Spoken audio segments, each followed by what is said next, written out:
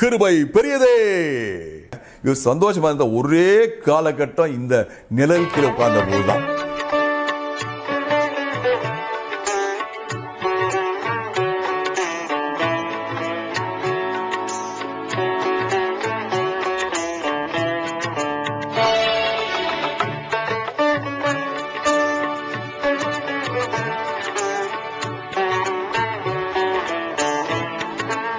கிறிஸ்துவுக்குள் பிரியமானவர்களே, உங்கள் அனைவருக்கும் இயேசு கிறிஸ்துவின் இனிய நாமத்தினால என் சார்பிலையும் ரேணுகா சார்பிலையும் வாழ்த்துக்கள். நாம் இந்த நாட்களில் யோனா செய்த ஜபத்தை பற்றி பார்த்துட்டு இருக்கோம். யோனா ஒரு முக்கியமான ஒரு ஜபம் அப்படின்னு பார்த்துருவேன். நெருக்கத்தில் கர்த்தரை அவன் நோக்கி ஜெபித்தான். நானோ கர்த்தரையே துதிப்பேன். நெருக்கத்தில் துதி, நெருக்கத்தில் ஜெபம். கர்த்தர் அவன் ஜெபத்தை கேட்டார், பதில் கொடுத்தார். Praise God. அவனுக்கும் ஆண்டவர் நடுவில் ஒரு விஷயம் இருந்துச்சு. அதை தான் பொய்யான மாயைன்னு பார்த்தோம். அவன் சொல்றான், நானோ இனிமேல் இந்த பொய்யான மாயை சார மாட்டேன், நான் கிருபையை சாருவேன். பொய்யான மாயன்னா என்ன புரிஞ்சுக்கிறோம்னா, ஃபால்ஸ் காட்ஸ், விக்கிரகங்கள். பல பேருக்கு பல விக்கிரகங்கள் இருக்கும். சில நல்ல காரியங்களை நம்ம அதிகமான முக்கியத்துவம் கொடுக்கறது, ஆண்டவருக்கு மேலே முக்கியத்துவம் கொடுக்கறது, அதான் ஃபால்ஸ் காட். ஒருவேளை சிலருக்கு வேலையாக இருக்கலாம், சில பேருக்கு பாடல் திறமையாக இருக்கலாம். அதனால ஆண்டவருக்கு மேலே அந்த திறனை, அந்த வேலையை வச்சுக்கலாம். இன்னைக்கு என்னுடைய மனைவி ரேணுகா சொன்னாங்க, நம்முடைய ஐடியலே ஒரு ஐடல் ஆகலாம். ஐடியல்னா லட்சியம், வாழ்க்கை, இதுவே வாழ்க்கை லட்சியம், இதுவே வாழ்க்கை லட்சியம் இல்லை. கர்த்தர் எனக்கு ஒரு திட்டம் கொடுத்தார், உங்களுக்கு ஒரு திட்டம் கொடுத்திருக்கிறார். இன்னைக்கு இன்னொரு பகுதி, யோனா பற்றிய இன்னொரு பகுதியை பார்க்கிறோம். முதல் பகுதி நேற்று பார்த்தோம். யோனா ஒரு நல்ல ஜெபம் பண்ணாரு, அருமையான ஜெபம், நெருக்கத்தில் ஜெபம், மீன் வயிற்றுல ஜெபம், தோல்வியில ஜெபம், வழி தப்பி போன அந்த நேரத்தில் ஜெபம், மன்றாட்டு ஜெபம், மனசாபப்பட்டு ஜெபம், நல்ல ஜெபம். இன்னைக்கு பார்க்க போறது கெட்ட ஜெபம். எப்படி ஒரு மனுஷன் ஜெபிக்க கூடாதோ அப்படி ஒருவேளை ஒரு இடங்கள்ல இவன் ஜெபிக்கிறார். இந்த பகுதியில் பார்க்கிறோம். யோனா 3ஆம் 4ஆம் அதிகாரங்களை பார்க்கிறோம். நேற்று பார்த்தது யோனா 2ஆம் அதிகாரம், நல்ல ஜெபம். யோனா 3ஆம் 4ஆம் அதிகாரங்களை பார்த்தோம்னா எப்படி ஜெபிக்க கூடாதோ அப்படி இவர் ஜெபித்தாரு. Praise God. யோனா மீன் வயிற்றிலிருந்து ஆண்டவர் மீனுக்கு கட்லெட்டபடியே கரெக்டாக போய் நினிவேல போய் லேண்ட் ஆகிறார். அன்னைக்கு டிவி இருந்துச்சுன்னா டிவியில் ஃபுல்லாக முக்கிய செய்திகள், பிரேக்கிங் நியூஸ். ஒரு மனுஷன், வெள்ளவலேறு மனுஷன், முடியிலிருந்து கால் வரைக்கும் வெள்ளையா இருக்கான். அப்படிப்பட்ட மனுஷன் மீன் கக்கி இருக்கு. இந்த மனுஷன் ஊரை ஃபுல்லாக சுற்றி வந்து கொண்டிருக்கிறார். பர்றப்பு உண்டாயிருக்கும். ஏன் வெள்ளையா இருந்தாரு? மீன் வயிற்றுக்குள்ள இருக்கும்போது ஆசிட்ஸ் எல்லாத்தையும் கரைச்சு அவர் கம்ப்ளீட்டா முடி, உடம்பு கீழே எல்லாம் வெள்ளை வெளேன்னு வந்திருப்பார். பர்றப்பு உண்டாயிருக்கும். ஆனா வேதம் சொல்லுது, மிகப்பெரிய எழுப்புதல் உண்டாயிற்று நினிவே பட்டணத்தில். நினிவே பட்டணம் நல்லா ஞாபகம் வச்சுக்கோங்க, பாபிலோன் தேசத்தில் ஒரு முக்கியமான பட்டணம். இன்னைக்கு நியூயார்க் அமெரிக்காவில் எப்படி இருக்கோ அந்த மாதிரி நினிவே, அந்த முக்கியமான பட்டணம், ராஜா இருக்கிற பட்டணம். 1,20,000 மேல அன்னைக்கு மிகப்பெரிய அது பாப்புலேஷன். இது அந்த அத்தனை பேரும் ரசிக்கப்பட்டால் வேதம் சொல்லுது. மிகப்பெரிய ஒரு எழுப்புதல். ஏன் இப்பேற்பட்ட ஒரு எழுப்புதல்? ஏன் இப்பேற்பட்ட ஒரு எழுப்புதல்? முதல்ல யோனாவின் பங்கு. யோனா என்ன பண்ணா? கீழ்ப்படிந்தா. கர்த்தர் சொன்னாரு, நினிவேல போய் பிரசங்கம் பண்ணு. முதல்ல என்னென்னவோ பண்ணதெல்லாம் கரெக்ட். இப்ப மனம் திரும்பிட்டாரு, மனம் திரும்பி ஜெபிச்சாரு, நினிவே பட்டணம் பண்ணாரு. கர்த்தருக்கு கீழ்ப்படிந்து பிரசங்கம். என்ன பிரசங்கம் பண்ணாரு? அது ரொம்ப விஷயம், அது முக்கியம். கர்த்தர் என்ன சொன்னாரோ அதை மட்டும் சொல்லுகிறார். என்ன வார்த்தை சொல்றாருன்னா, ரொம்ப அருமையான ஒரு வார்த்தை. இன்னும் 40 நாட்களிலே இந்த பட்டணம் கவிழ்ந்து போகும். இன்னும் 40 நாட்கள் உண்டு, அப்பொழுது நினிவே கவிழ்க்கப்பட்டு போம். Short message.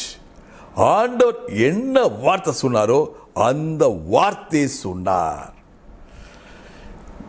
கர்த்தருடைய வார்த்தையில வல்லம் இருக்கு, சுவிசேஷத்தில் வல்லம் இருக்கு. ரோமர் 1:16 சொல்லுது, சுவிசேஷத்தில் வல்லமாய். there is power in the gospel. நானும் நீங்க பல நேரம் யோசிக்கலாம், எனக்கு என்ன பிரசங்கம் பண்ண தெரியும், எனக்கு என்ன பைபிள் தெரியும், நான் எப்படி பிறரை போய் கன்வின்ஸ் பண்ண முடியும்? நீங்க கன்வின்ஸே பண்ண வேண்டாம்.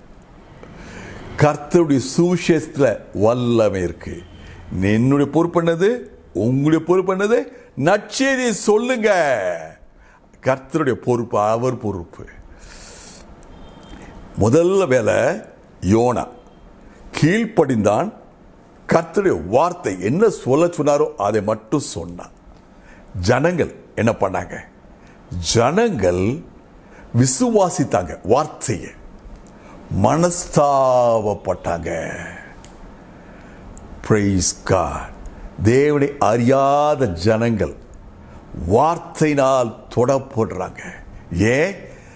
யோனா தன் அனுபவ சாட்சியோட உள்ளத்துல அந்த வார்த்தையில் அப்படியே சொல்லுறான். அவனுக்கு தெரியும், உணர்வு, கிருபை. இப்ப அது உணர்வோடு சொல்றான். நான் உயிரோடு இருக்க காரணம் இந்த நற்செய்தி சொல்வதான் காரணம் சொல்றான். வேதம் சொல்லுது, அந்த பட்டணத்தில் சின்னவங்களாலும் சரி, பெரியவங்களாலும் சரி, யாருனாலும் சரி, எல்லாரும் உபவாசம் இருந்தாங்க. பாருங்க, தங்களை ஒடுக்குறாங்க, தங்களை தாழ்த்துறாங்க கர்த்தருடைய வார்த்தைக்கு முன்பாக. முன்ன பின்ன தேவனை அறியாத ஜனம். ராஜாவுக்கு நியூஸ் போகுது, இப்படிப்பட்ட ஒரு செய்தி வருது.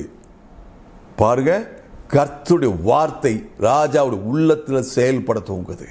ராஜாவுக்கு கோபம் வரல, ராஜாவுக்கு பயம் வரல. என்ன 40 நாட்கள்ல பட்டணம் கவிழ்க்கப்படுமா என்று பயம் வரல, கோபம் வரல. ராஜா என்ன பண்ணாரா? தன்னுடைய சிம்மாசனத்தை இறங்கினார், ராஜ வஸ்திரத்தை கலட்டினார். சாதாரண ஒரு மனுஷனை போல ரெட்டுடுத்தி துக்கத்தை, மன துக்கத்தை வெளிப்படுத்துற மாதிரி அவரும் உபவாசம் பண்றார். ஒரு கட்டளை இடுறாரு, யாரும் அசையக்கூடாது, மாடு கூட அசையக்கூடாது. எல்லாரும் உரத்த சத்தமாய் கூப்பிடும், pour out your heart. இது ஒரு முக்கியமான விஷயம். pour out your heart. உன் இருதயத்தில் ஜெபிங்க. பட்டன் நாசமா போகக்கூடாது, நாம அழிந்து போகக்கூடாது. யோனா செய்தது கர்த்தருக்கு கீழ்ப்படிதான். கர்த்தருடைய வார்த்தையை சொன்னார். ஜனங்கள் தங்களை விசுவாசித்து தாழ்த்தி மனஸ்தாபப்பட்டார்கள். வேதம் சொல்லுது, வழி திரும்பினார்கள். நேற்று பார்த்தோம் ரிப்பென்ட் அப்படின்னா மனம் மாறணும், வாழ்க்கை மாறும். மனம் மாறி வாழ்க்கை மாறுது. Praise God. இப்ப 3வது கர்த்தருடைய பங்கு. வேதம் சொல்லுது, கர்த்தர் பார்த்தார். 120,000 people, 1,20,000 பேருடைய இருதயங்களை பார்க்கிறாரு. ஜெனியூன் ரிப்பென்டன்ஸ், மெய்யான மனஸ்தாபம்.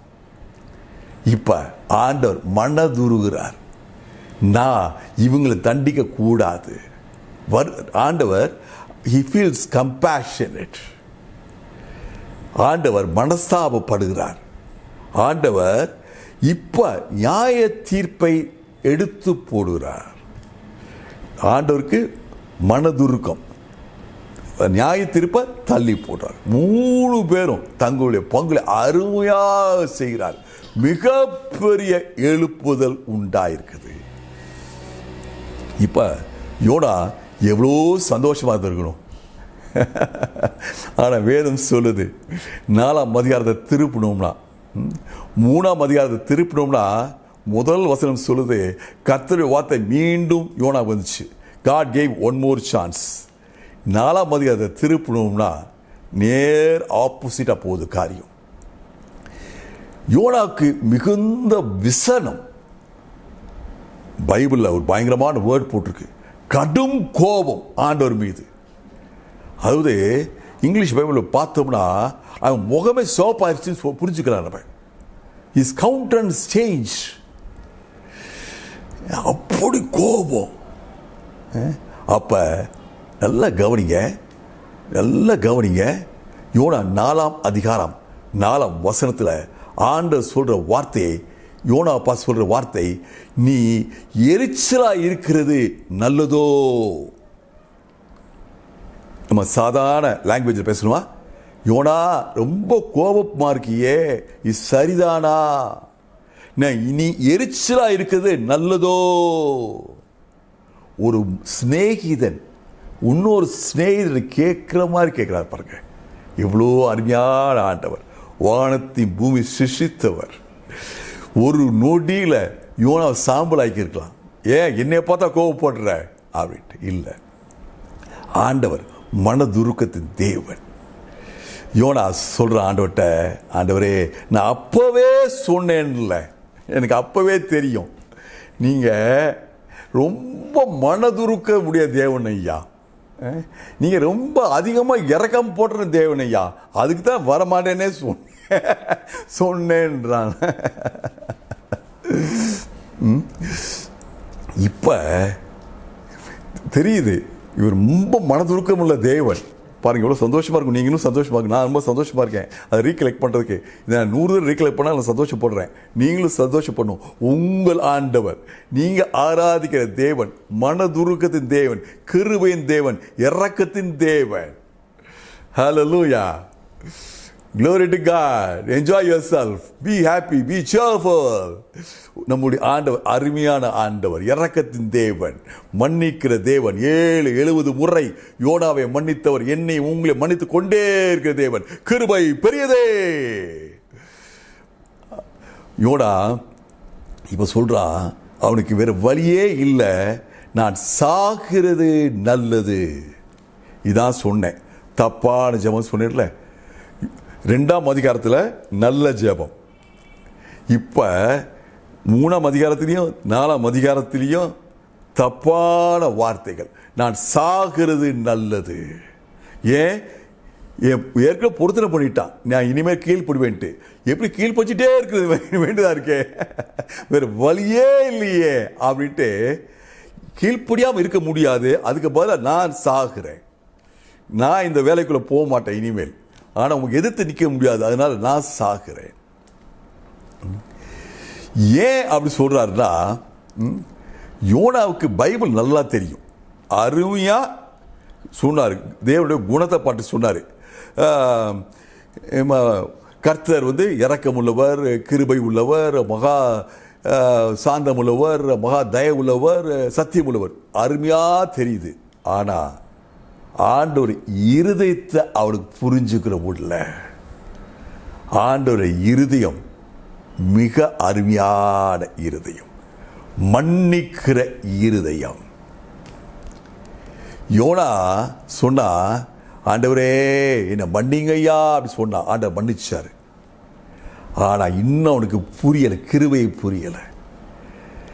யோனா ஒரு வருத்தம் என்னன்னா, இந்த ஜனங்கள் நினிவே பட்டணத்துக்கு ரொம்ப மோசமானவங்க, அதனால இவங்களுக்கு கிருபை கொடுக்க கூடாது, இவங்களுக்கு தண்டனை கொடுக்கணும். அவனுக்கு என்ன புரியல? தனக்கும் கிருபை லாயக்கு இல்லை, இவனும் கிருபை பெற்றுக்கொள்வதற்கு பாத்திரன் அல்ல. இஸ்ரவேல் ஜனங்கள் கிருபை பெற்றுக்கொள்வதற்கு பாத்திரன் அல்ல. வேதம் சொல்லுது, ஒருவனும் பாவம் செய்யாத மனுஷன் இல்லை. எல்லாரும் பாவம் செய்து தேவனுடைய நீதியை இழந்து போயிட்டாங்க. தெரியல. கிருபை, ஆண்டவருடைய கிருபை எவ்வளோ பெரிதுன்னு தெரியல. சில நேரம் நாமளும் யோனாவை போல இருக்கலாம். சில நேரம் நம்ம யாராச்சும் ரொம்ப நேசித்து அவங்களுக்கு பல உதவிகள் பண்ணிகிட்டே இருப்போம். ஒரு காலகட்டத்தில் அவங்க அந்த இதுக்கு தகுதியே இல்லாதபடிக்கு இத்தனை நன்மை பெற்றதை உணர்வே இல்லாமல் செய்வாங்க. ரொம்ப மன வருத்தம் படுவோம், சோர்வு அடைவோம்.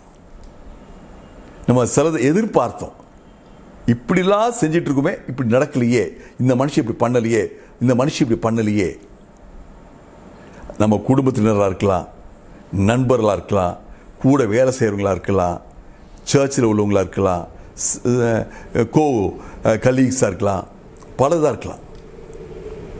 அதே மாதிரி மனுஷரை பற்றி நம்ம இப்படிப்பட்ட ஒரு சோர்வு, ஏமாற்றம், டிசப்பாயின்மெண்ட், ஒரு இங்கிலீஷ் நல்ல வேர்டு டிசப்பாயின்மெண்ட் இருக்க மாதிரி நமக்கு சில நேரம் ஆண்டவர் மேலே ஒரு வருத்தம், ஒரு சோர்வு, ஒரு டிசப்பாயின்மெண்ட் வரலாம், வந்திருக்கலாம். உங்களுக்கு ஏன் இப்படி வருது?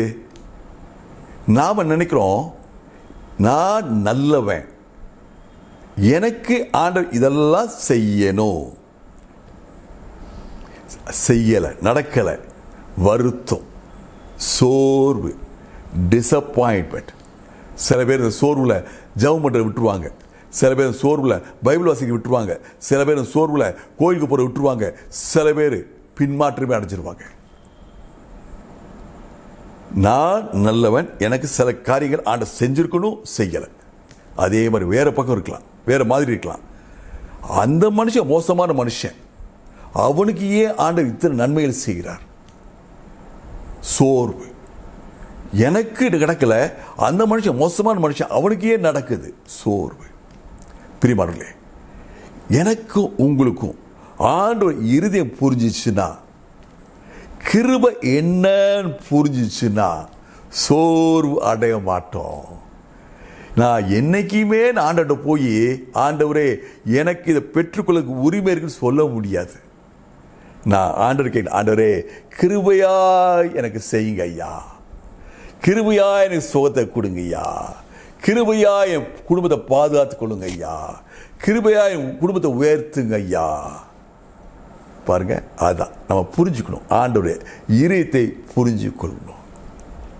நீ எரிச்சல் படுவது, நீ கோவப்படுது நல்லதா யோனா? ஆண்டவர் கேட்டார். முதல் கேள்வி. திருப்பி ஆண்டவர் மீண்டும் இன்னொரு கேள்வி கேட்கிறார். யோனா 4ஆம் அதிகாரம் 9ஆம் வசனத்தில், நீ ஆவலுக்கு நினைத்து எரிச்சல் அடைகிறது நல்லதா?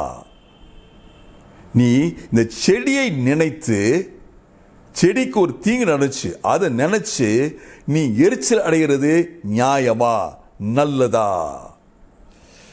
என்ன நினைச்சுன்னா, யோனா இப்ப ரொம்ப சோர்ந்து போட்டா, டிசப்பாயிண்டட். ஊருக்கு வெளியே பைபிள் சொல்லுது கிழக்கே போய் உட்கார்ந்தார். அது பைபிள் பாருங்க இவ்வளோ அழகா சொல்லுது. அந்த இடம் கொஞ்சம் உயரமான இடம். அங்கிருந்து பார்த்தா நினிவே பட்டம் முழுசும் தெரியும். அங்கே வேண்டேஜ் பாயிண்ட், அங்கிருந்து பார்க்குறார் பட்டணத்தை. என்ன பார்க்குறாரு அவரு? எப்படியாச்சும் அந்த பட்டணம் அழியணும். 1,20,000 பேர் ஃபாஸ்டிங் இருந்தாங்கல்ல, என்ன அவங்கள கொஞ்சம் பேராச்சும் கெட்டு போயிருக்கலாம்ல, அப்புறமேட்டு வழி தப்பி போயிருக்கலாம்ல, பின்வாங்கி இருக்கலாம்ல. அப்போ ஆண்டு எல்லாத்தையும் அழிச்சிருப்பார்ல. இல்லாட்டி ராஜாவே ஏதோ ஒரு தீர்மானம் பண்ணி வேண்டாம் வேண்டாம் இதெல்லாம் சொல்லியிருப்பார். ஏதோ நடந்து இந்த ஜனங்க அழியணும், நான் பார்க்கணும், என் கண்ணால் நான் பார்க்கணும். போய் உட்கார்ந்து இருக்கிறார். ஆண்டவர் என்ன பண்ணாரு? ஒரு அருமையான செடி, ஆமணக்கு செடி. ஏன் ஆமணக்குன்னு சொல்றது பைபிள் தான், அது ஒரு லீஃபி கிரீப்பர். பெரிய பெரிய இலை பச்சை பசேன்னு இருக்குமா. அப்போ கட்டக்கட்டு ஆண்ட ஒரே ராத்திரியில் வளர்த்தார். நல்ல நிழல். யோனா பற்றி சொல்லுது வேதம், ரொம்ப சந்தோஷமாக இருந்தார்ட்டு. முழு 4 சாப்டரில் இவர் சந்தோஷமாக இருந்த ஒரே காலகட்டம் இந்த நிழல் கீழே உட்கார்ந்த போது தான். ஏசி ரூமில் உட்காந்துருக்க மாதிரி இருக்கு போலுக்கு அவருக்கு. அதுக்கு முன்னால் கோபம், வருத்தம் என்னென்னமோலாம் இருந்துச்சு. இப்போ ரொம்ப சந்தோஷமாக உட்கார்ந்துருக்கிறார். நல்லா கவனித்து பார்த்துட்டு இருக்காரு. நினிவே பட்டணம் எப்போ கீழே விழுவோம் அப்படின்ட்டு. ஆனால் அவருக்கு இன்னொரு ஷாக்கு. என்ன ஷாக்கு? ஒரு பூச்சி போய் இந்த செடி அப்படியே ஒரே அடிச்சு காலி பண்ணிடுச்சு. அது மட்டுமா? வேதம் தொடர்ந்து சொல்லுது, கீழ்காற்றை ஆண்டவர் அனுப்பினார். கீழ்காற்று நமக்கு கொஞ்சம் புரியாது. இப்போ அந்த காலகட்டத்தில் உள்ளவங்களுக்கு புரிஞ்சிருக்கும். அது உஷ்ணமான காற்று, அனல் அடிக்குது. இவர் இருக்குதோ பொட்டல்ல அனல் காற்று அடிக்குது. இப்போதான் அவருக்கு ரொம்ப வருத்தம். இதைத்தான் ஆண்டவர் கேட்கிறார். யோனா 4ஆம் அதிகாரம் 9ஆம் வசனம், நீ ஆமணக்கு செடி நிமித்தம் நீ எரிச்சல் அடைகிறது நல்லதோ? ஆண்டவர் 3 விதமாக அவனோட பேசினார். முதல்ல இவன் ஆண்டவர் இதயத்துக்கு ஏற்றாப்புல செயல்படாமல் இருக்கிறான் யோனா. இவனுக்கு ஆண்டவர் கிருபை தேவையில்லை. ஆனால் ஆண்டவர் கிருபையாய் அவனுக்கு ஒரு செடியை கொடுத்தார். பூச்சி வந்துச்சு. அப்போ அந்த நேரத்தை திரும்பி இருக்கணும் ஆண்டவர்கிட்ட. ஆண்டவர் இப்போ தான் சந்தோஷமாக இருந்தேன் ஆண்டவரே, எனக்கு இன்னொரு செடியை கொடுங்கன்னு கேட்டிருக்கணும். இல்லை, என் செடியை எடுத்துட்டீங்களே. உரிமை, கிருபை இல்லை, உரிமை எதிர்பார்க்கிறான். 3வது, வெயில் அடிக்கிறதுல, பொட்டலில் உட்காந்துருக்கும்போது வெயில் அடிக்கிறதுல, அப்போ என்ன பண்ணிருக்கணும்? ஆட்டோமேட்டிக்காக ஊருக்குள்ள போயிருக்கணும். இப்போ வைராக்கியம் உட்காந்துருக்கார் பொட்டல்ல. பாருங்க, இதுதான் யோனாவுடைய செயலுடைய பகுதி. ஆண்டவர் இந்த 3 காரியங்கள் மூலமாக கிருபையில என்ன புரிஞ்சுக்க யோனான்னு சொல்றார். யோனா இதுக்கு ரெஸ்பாண்ட் பண்ண மாதிரி தெரியல வேதத்தை பார்த்தா. ஆனா பிரியமானவர்களே, லூக்கா 30ஆம் வசனத்தை பார்த்தோம்னா இயேசு சொல்கிறார், யோனாதான் எனக்கு அடையாளம். ஜனங்கள்லாம் கேட்குறாங்க, எங்களுக்கு நீங்கள் தேவகுமாரன் ஒரு அடையாளம் கொடுங்க அப்படின்ட்டு. அப்போ இயேசு சொல்கிறாரு, யோனாதான் எனக்கு முன்மாதிரி. He is the model. அவர் நிழல், நான் நெஜம். எவ்வளோ பாசிட்டிவாக சொல்கிறார் பாருங்க யோனா. என்ன அர்த்தம்? யோனாவுக்கு கடைசியில் கிருபை புரிந்தது. ஆண்டவர் அதே இயேசு கிறிஸ்து தொடர்ந்து சொல்றாரு, நினிவே பட்டண ஜனங்கள் கடைசி நாட்களில் யார் யார் ஆண்டவர் ஏற்றுக்கொள்ளாமல் இருக்காங்களோ அவங்க எதிராக அவங்க சாட்சி சொல்லுவாங்க. ஒரு மனுஷன், யோனான் ஒரு மனுஷன் சொன்னான், இன்னும் 40 நாட்களில் உங்க பட்டணம் அழிந்து போகும் சொன்ன உடனே நாங்கள் வார்த்தையை விசுவாசித்தோம். சொன்ன உடனே நாங்கள் மனஸ்தாபப்பட்டோம், எங்க வாழ்க்கையை மாற்றினோம். ஒரு மனுஷன், ஒரு வார்த்தை, மனம் திரும்பினார்கள். இந்த ஜனம், நினிவே பட்டணத்து ஜனம், யார் யார் பல முறை நற்செய்திய சுவிசேஷத்தை கேட்டு மனம் திரும்பாம இருக்காங்களோ அவங்க எதிராக நியாயம் சொல்வாங்க, சாட்சி சொல்வாங்க. இயேசு பாருங்க யோனா பற்றி எவ்வளோ பாசிட்டிவாக சொல்லியிருக்காரு. யோனாவுக்கு கிருபைனா புரிஞ்சிச்சு. இப்போ கடைசி 3வது கேள்வி, நான் நினிவே பட்டணத்துக்காக, நினிவே ஜனங்களுக்காக பரிதாபப்படாமல் இருப்பேனோ? கடைசி வசனம். இந்த வசனம், இந்த கேள்வி யாரை பார்த்து ஆண்டவர் கேட்கிறார்? அருமையான சகோதரனே, சகோதரியே, யாரை பார்த்து இந்த வார்த்தையை கேட்கிறார்? நான் நினிவே ஜனங்களுக்காக, வலதுகரமும் இடதுகரமும் இன்னதென்று அறியாத ஜனங்கள், வித்தியாசம் தெரியாத ஜனங்களுக்காக நான் பரிதவிப்பேன். நான் பரிதாமல் எப்படி இருக்க முடியும்? கேள்வி யாரை பார்த்து? இந்த யோனா புஸ்தகம், முதல் புஸ்தகம் இன்ட்ரோடக்ஷன். 2வது பகுதி யோனாவுடைய ஜபத்தை பற்றியது, யோனாவுடைய மனம் திரும்புதலை பற்றி. இந்த புஸ்தகம் யோனாவை பற்றினா ஃபர்ஸ்ட் 2 சாப்டர்ஸ்ல முடிஞ்சு போயிருக்கும். இல்ல இந்த பட்டணம் நினிவே பட்டணத்தை பற்றின்னு சொன்னா 3rd சாப்டர் முடிஞ்சு போயிருக்கும். மனம் திரும்பிட்டாங்க. ஏன் 4வது சாப்டர்? எனக்காகவும் உங்களுக்காகவும். ஆண்டவர் இந்த பகுதியில் என்ன நமக்கு உணர்த்துறாருன்னா, நாம ஆண்டவருடைய இருதயத்தை அறிந்து நம்ம செயல்படணும். நான் ஏன் விருப்பத்தின் ஜெபம் பண்றேன், குட். ஆனா எது தினமும் சிறப்பு, ஆண்டவருடைய இருதயத்துக்கு ஏற்றபடி நான் ஜெபிப்பது. I pray my desires from my heart. I must pray the desires of heart of God. நான் நேசிக்க முடியாதவங்களை நேசிக்கணும். இதுதான் இந்த பகுதி சொல்லுது. இந்த நினிவே பட்டணம் ஜனங்கள்லாம் பைபிள் உங்களை மோசமான சொல்லுது, டீட்டெயில் சொல்லலை. பட் ஹிஸ்டரி எடுத்து பார்த்தீங்கன்னா இந்த அசரியர்கள் ரொம்ப கொடூரமான ஜனங்கள். ஒரு தேசத்தை ஜெயித்தாங்கன்னா அந்த ஆட்களை எல்லாத்தையும் அவங்களை கட் பண்ணிடுவாங்க. நாக்கெல்லாம் கட் பண்ணுவாங்களாம். சில இடங்களில் தலையெல்லாம் கட்டி ஒரு பெரிய ஒரு பிரமிட் மாதிரி கட்டுவாங்க. சில பேரை மிருகங்களை போட்டு அடைக்கிற, கூண்டுகளை போட்டு அடைப்பாங்க. இந்த மாதிரி ரொம்ப கொடூரமான ஜனங்கள், மோசமான ஜனங்கள். ஆனால் அவர்களையும் ஆண்டவர் நேசித்தார். நான் மாம்சமான யாவருக்கும் தேவன். யோவான் 3:16 சொல்லுது, தேவன் தன்னுடைய ஒரே பேரான குமாரனை கொடுத்தார். யாரோ சரி, அவங்க இவரை விசுவாசித்தால் அவங்க அழிய மாட்டாங்க, அவங்களுக்கு நித்திய ஜீவன் என்று சொல்லி தன்னுடைய அன்பை வெளிப்படுத்தினார். Loving God. நானும் நீங்களும் நேசிக்க முடியாதவர்களை நேசிக்கணும். கஷ்டமா? கஷ்டம்தான். கஷ்டமா? கஷ்டம்தான். எப்ப ஈஸியாக்கும்? கர்த்தர் என்னையும் நேசிக்கிறார்ட்டு 3 தடவை சொல்லுங்க பார்ப்போம். ஜீசஸ் லவ்ஸ் மீ டூ அப்படின்னு சொல்லுங்க பார்ப்போம். ஆட்டோமேட்டிக்கா நீ யாரெல்லாம் நீ வெறுக்கிறீங்களோ அவங்களாம் நீங்க நேசிக்க துவங்குவீங்க. அவங்க மீது அன்பு கூற துவங்குவீங்க. டெஸ்பைட் த ஷார்ட் கமிங்ஸ், அவங்க குறைகள் இருந்தாலும் சரி அவங்க நேசிக்க துவங்குவீங்க. ஏன்னா உங்களுக்கு தெரியும், உங்க குறைகள் உங்களுக்கு மட்டும்தான் தெரியும். இத்தனை குறைகளை இயேசு பார்த்தும் என்னை நேசிக்கிறார். பார்த்தும் மகனே மகளே உனக்கு பரலோகத்தில் இடம் உண்டுன்னு சொல்லியிருக்காரு. Praise God. Hallelujah. நாமளும் கிருபையை புரிஞ்சுக்கணும். கிருபை பெரியது.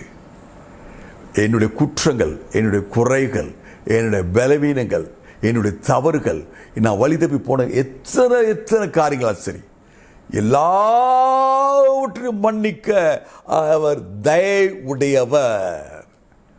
Hallelujah. Praise God. நாம ஆண்டவர் இதயத்தோடு இணைந்து அவன் செயல்பட்டோம். அப்ப அவருடைய பாரம் எனக்குள்ள வரும். இத்தனை ஆத்மாக்கள் அழிந்து போகுதே, இடது கைக்கும் வலது கைக்கும் வித்தியாசம் தெரியாத எத்தனை ஜனங்கள், சுவிசேஷத்தை ஒரு முறை கேட்காத எத்தனை கோடிக்கணக்கான ஜனங்கள், பெரிஷிங் சோல்ஸ். ஆண்டவருக்கு நினிவே ஜனங்கள் மீது இப்படிதான் ஒரு எண்ணம். அழிந்து போற ஜனங்கள், அழிந்து போற ஜனங்கள். நற்செய்தி சொன்னாரு, சொன்ன டக்குன்னு பிடிச்சிக்கிட்டாங்க. ஹல்லேலூயா. Price God. நாமும் ஆண்டவரை போல அழிந்து போற ஆத்மாக்களுக்காக ஜெபிக்க துவங்குவோம். இந்த பகுதியில் நல்லா பார்த்தோம். யோனா ஆண்ட வார்த்தைக்கு கீழ்ப்படிந்து சின்ன நற்செய்தி சொன்னான். இன்னும் 40 நாட்கள்ல இந்த பட்டணம் கவிழ்ந்து போகும். நாமளும் என்னுடைய புலமையினால் அல்ல, என்னுடைய பைபிள் நாலேஜினால் அல்ல, கர்த்தருடைய வார்த்தையை கர்த்தர் சொல்ல வேண்டிய விதத்தில் நான் சொன்னா மிகப்பெரிய எழுப்புதல் என்னை சுற்றி உங்களை சுற்றி. கர்த்தர் நல்லவர். ஹல்லேலூயா. ஹல்லேலூயா.